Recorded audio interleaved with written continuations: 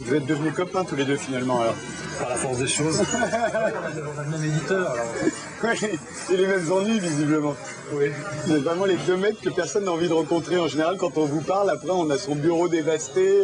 Il est repeint en rouge en ce moment. Hein. Oui, il paraît, oui. Si c'est une couleur que tu n'aimes pas, tu peux lancer une petite annonce préventive. Qu'est-ce qu'Actup te reproche exactement? Actup me reproche d'être procédure barbac. Hubert Baker, c'est celui qui a le culte des rapports non protégés, en dépit de l'équilibre. Soit séropositif ou séronégatif. Et moi, ce que je voulais faire, c'est de la prévention radicale. Ça fait 10 ans que je suis journaliste. J'ai bossé à Guépier, à Libération, à Nova Magazine. Et depuis 10 ans, je faisais des articles sur le sida, sur la prévention, sur les modes de vie, tout ça. Donc je pense qu'il fallait un petit peu changer le discours aussi. Se dire que bon, il y avait un moyen de prévenir les gens qui étaient beaucoup plus violents et qui frapperaient beaucoup plus les consciences. Donc j'ai voulu faire ce bouquin. Voilà. Qui est un roman, qui est un roman, qui est une fiction, qui est une fiction inspirée de la réalité, mais qui est une fiction tout de même. Et toi, et tu t'es heurté comme moi à la milice communautaire ACT UP, qui comme toutes les milices communautaires a pour but de faire taire les dissidents à l'intérieur de la communauté et de punir ceux qui s'attaqueraient à la communauté.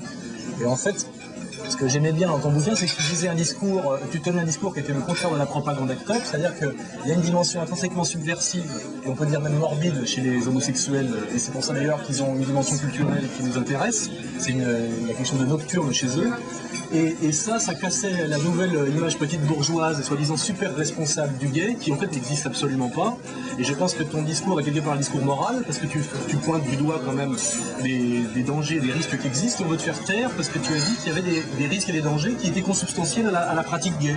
Et c'est pour ça qu'on veut te faire taire. Toi, tu décris une communauté gay, enfin une partie de la communauté gay, qui au bout de 20 ans d'épidémie, on a marre des rapports non protégés. On ne se caresse pas avec des gants. Voilà, et qui a enlevé les capotes, et entre autres, il y a des séropositifs. La réalité, en fait. C'est ce que tout le monde sait, bien sûr. C'est le devoir de l'écrivain de dire ce qui se passe. Étant même le devoir quelque part de l'hygiéniste. Qu'est-ce qu'on reproche à deux séropositifs qui baisent ensemble sans capote? De donner une mauvaise image de la communauté gay. Seulement. Ils brisent le tabou de la capote.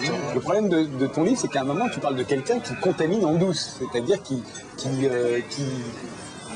découpe sa capote dans l'intention de contaminer. Si je voulais faire peur aux gens, voilà, c'est pour ça que je parle de prévention radicale, je voulais faire peur.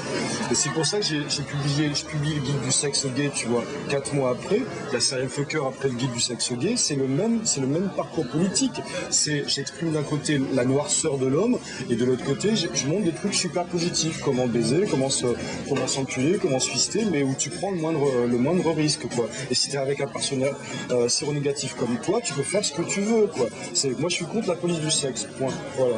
Ce qui m'a étonné, c'est quand on t'a stigmatisé à cause de cette allusion à la contamination criminelle, volontaire, criminelle, en douce. Aussi, hein. Je sais que ça existe. Mais ce qui m'a étonné, c'est qu'il y a une dizaine d'années, Patrick Besson avait fait un roman là-dessus, où une femme contaminait les hommes sciemment, si tu veux, et personne à l'époque ne lui a rien reproché. Parce que c'était pas un homo aussi qui avait fait ça, tu vois. Enfin, le niveau, on a régressé depuis, moi je suis persuadé. Moi je te le reproche pas parce que c'est un roman et qu'un romancier a tous les droits. Mais je crois pas à ce discours que tu tiens aujourd'hui qui est celui du « j'ai fait tout ça pour dénoncer ». Je crois pas que Nabokov, quand il écrit Lolita, voulait dénoncer la pédophilie. Il trouvait intéressant, de son point de vue d'écrivain, de se mettre dans la tête du pédophile.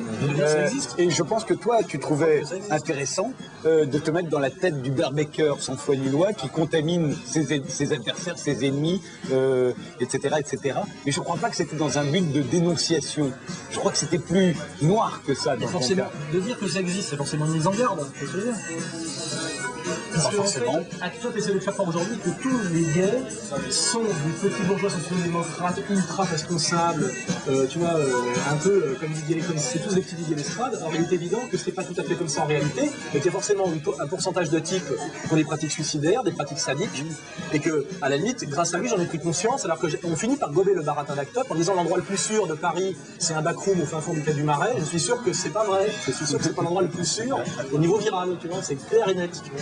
Le gros mensonge d'ACT UP, c'est que la sexualité est intrinsèquement déraisonnable. Et c'est ça qu'on essaie de cacher. Mais c'est ce qui a beaucoup changé, parce que je me souviens de ce film que j'avais pas beaucoup aimé, mais qui était très culte à l'époque, c'était Les Nuits Fauves. Et il y avait cette séquence qui avait, paraît-il, très symbolisée. Voilà, où en fait, ils ne mettaient pas la capote pour faire l'amour avec cette jeune fille jouée par Romain Bourringer, parce qu'ils étaient fous et passionnés. Et à l'époque, effectivement, tout le monde avait dit c'est pas bien, mais tout le monde avait laissé à Cyril Collard ce droit de l'artiste à décrire une situation passionnelle. Donc moi j'ai écrit Serial Fucker aussi pour me battre contre cette police du sexe que représente Act Up et que représente le journal Têtu, qui veulent mettre un fil devant chaque trou du cul. Et moi je me bats contre ça. Je me bats pour les libertés individuelles et les libertés sexuelles. C'est surtout ça mon message. C'est quand même rare qu'on vienne, quand on n'est pas d'accord avec un livre, qu'on vienne dévaster chez un éditeur. Ça rappelle un peu quand même tout pendant regarder les années 30, et que personne ne les condamnait. Oh, plus récemment dans les pays de l'Est que tu as tellement affectionné, dans les démocraties populaires, ça encore récemment on fait ce genre de choses. Il faut être un dissident partout où on est. Act Up a une tentation totalitaire, et ce qui est bizarre, c'est que personne ne s'en offusque, alors que ça aurait été le Front National ou des petits cons d'extrême droite qui seraient allés casser une petite librairie gay, ça aurait fait les premières pages du Monde et libéré. Personne n'en a parlé. Et ils ont fait la même chose à 20 ans où j'avais donné une interview la semaine d'avant. Le seul qui a les couilles de m'inviter à chaque fois qui est Ardisson, le seul journal qui me fait travailler qui est 20 ans, et le seul éditeur qui médite qui est Spengler, sont dévastés tous les trois à la suite, alors que mon livre rentre dans la liste des best-sellers de l'Express. Donc je pense que quelque part, il y avait un désir d'envoyer un signal fort aux gens qui méditent et qui me font travailler. Genre, vous voyez ce que ça coûte de laisser parler Soral. Mon bouquin est boycotté parce que j'avais fait beaucoup d'anticommunautarisme, on va dire anti-maghrébin, dans mon livre d'avant, et tout le monde avait finalement trouvé ça très bien. Que j'ose un peu taper. Pas tout le monde, je me souviens qu'il y avait beaucoup d'articles dans Libération et ailleurs pour te... Dire que quand même, c'est vrai que c'était pas parce qu'un voyou était maghrébin qu'on n'avait pas le droit de traiter de voyou, c'était à peu près le chez mon livre, on m'a dit finalement vous avez raison. Et là, je dis dans ce livre-là, c'est pas parce qu'un raciste est juif qu'on n'a pas le droit de le traiter de raciste, et d'un seul coup, là, ça passe pas, on me dit, là, vous avez franchi la ligne jaune, et vous faites peut-être dans la faute de goût. Je suis désolé, je pense que le vrai danger qui guette la communauté humaine, qu'on appelle française, c'est l'ultralibéralisme et le communautarisme, qui sont deux idéologies complémentaires, et je vois pas pourquoi je ferais de l'anticommunautarisme à deux vitesses, et qui s'arrêterait à la frontière d'un certain intégrisme juif que je constate, moi, qui est une autre nuisance que l'intégrisme musulman, mais qui est tout aussi en porte-à-faux avec les valeurs de la République. Et il m'a semblé que c'est pour ça, surtout que j'étais sanctionné en ce moment. Là où je comprends mal qu'on vous mette sur le même plan, c'est qu'encore une fois, toi, c'est un roman, donc c'est un personnage, c'est une fiction, donc c'est du même ordre que Nabokov. La France est très fière d'avoir publié Lolita de Nabokov, mais c'est quand même un livre sur la pédophilie, sur une petite fille qui a 12 ans. Toi, c'est un pamphlet politique.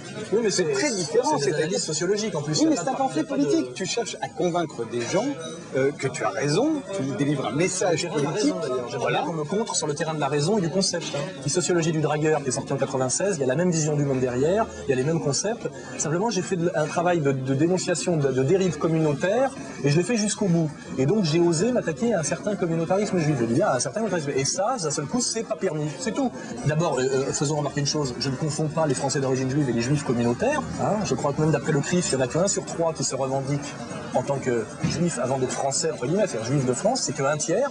Donc l'immense majorité sont des Français d'origine juive avec qui je suis en parfait accord sur le problème israélo-palestinien, sur ce que c'est la citoyenneté, sur ce qui doit primer de la citoyenneté et de l'appartenance communautaire, etc.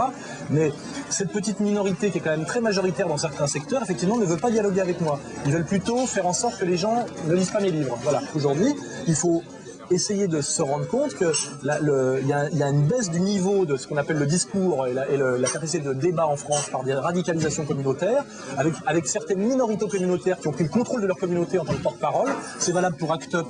On va dire que Act Up, c'est un peu le CRIF de la communauté gay. Ce qui fait qu'aujourd'hui, je me retrouve bras dessus avec Eric Remès, moi, soi-disant homophobe, parce qu'on est victime du même système. Dans tous tes livres, j'ai toujours senti une profonde haine de l'humanité. C'est pas de moi, j'ai une vraie haine des salauds et des menteurs. Et je n'ai pas abdiqué cette haine-là, et qu'effectivement, une haine qui est la même haine que Robespierre, qui est la même haine que Ho Chi Minh. On voit ce que ça a donné. Ils en ont pas fait assez, à mon avis. Comme le disait d'ailleurs Zola, c'est-à-dire que rien ne se fait sans colère et sans haine. Mais c'est une haine morale, et c'est une haine intelligente, et c'est une haine qui me fait travailler. C'est-à-dire que je pense pas que mon discours soit à aucun moment délirant. Et je pense pas qu'il y ait rien de noir dans ce que j'écris. Par contre, que moi, j'ai un fond de colère très profonde, c'est certain, c'est lié à mon vécu, c'est lié, je ne le nie pas d'ailleurs, Mais je crois pas qu'il y a aucune incitation à la violence dans mes livres, aussi aucune incitation à la bêtise, à la barbarie, à l'hystérie. Ça m'étonne pas du tout que les gens dont tu te réclames comme des modèles sont des très grands criminels de masse. Je crois que Robespierre a mis, non seulement a sauvé la France, mais en plus a mis la France, la démocratie sur les rails. Il a tué 17 000 personnes en 2 ans, ce qui est beaucoup moins que 20 000 fusillés lors de la Commune. Mais par contre, je crois qu'il n'a pas eu le temps d'en tuer assez. Je crois au bien, je crois au mal. Je crois qu'il faut punir les méchants. Non, mais c'est pas du tout son genre d'acheter des roses. Je crois je crois que tu ne peux pas te battre pour le bien, si tu crois que le bien existe, sans établir une barrière entre le bien et le mal, et sans vouloir punir les gens qui incarnent le mal. C'est pas pour rien que Bernard Lévy parle de pureté dangereuse. Quand on commence à penser que la pureté est dangereuse alors qu'il y a si peu de pureté dans le monde, et que c'est la qualité la plus rare et la plus exceptionnelle chez l'homme, que quelqu'un va se dire que la pureté est dangereuse, il oublie de préciser pour qui. C'est que la pureté est dangereuse pour les gens comme lui, bien sûr. Mais moi, je désire incarner la pureté et dire que la pureté n'est jamais un mal, et que c'est la chose la plus élevée à atteindre pour l'humain, et qu'on doit toujours essayer d'atteindre le plus élevé, plutôt que de s'abaisser à ses penchants naturels. Au nom de la pureté, je suis sûr que tu serais capable de tuer beaucoup de gens, en tout cas de souhaiter leur mort. Mais bien sûr, si on veut sauver la France demain, il faudra tuer quelques personnes, c'est une évidence, oui. C'est là où toi, tu te retrouves dans un... Parce que toi, tu n'as pas de vision du monde aussi radicale que celle d'Alain Soral au départ. Aussi négative, aussi noire, aussi totalitaire. Toi, tu te retrouves embarqué dans un duo, si tu veux, qui, à mon avis, que tu n'avais pas prévu. Comme ça qui est amusant. Il met en scène des mecs qui tuent des mecs consciemment, mais pour des idées de transgression, peut-être bataillienne. Mais il ne le revendique pas. Je revendique le crime politique. Toi, tu revendiques quelque chose que lui ne revendique rien. On lui reproche d'être un assassin. Ouais. Voilà. Et moi, à la limite, les gens ont peur de moi parce qu'ils disent que si jamais un mec comme moi prenait le pouvoir, eh ben, il serait peut-être effectivement un peu en danger de mort. Mais ils n'ont pas tout à fait peur de le penser, ils me flattent. Parce qu'il y a des gens qui se sont dit finalement, vous croyez que vous étiez un comique? Vous n'êtes pas qu'un comique. Je dis non, je peux être drôle, mais c'est vrai que je rêverais de pouvoir faire plus que de faire rire les gens et de les instruire. Je rêverais de pouvoir punir les méchants et pour aider les gens qui en prennent plein la gueule aujourd'hui à vivre un peu moins mal, parce que ça me... C'est pour ça que je pense avoir quelque part un devoir moral d'aider les gens qui... C'est pour ça que tes adversaires, à mon avis, n'ont pas tout à fait tort de vouloir te réduire au silence, puisque tu as la même volonté à leur égard. Alors qu'en revanche, Éric Rémez, qui pour moi fait un travail d'écrivain, qu'on peut aimer ou ne pas aimer, mais se retrouve effectivement dans une situation où on censure un travail artistique. J'ai pas vu de revendication dans ton livre, j'ai peut-être eu tort, mais même si on avait une politique, mais c'est une fiction. Bonnie and Clyde. Bonnie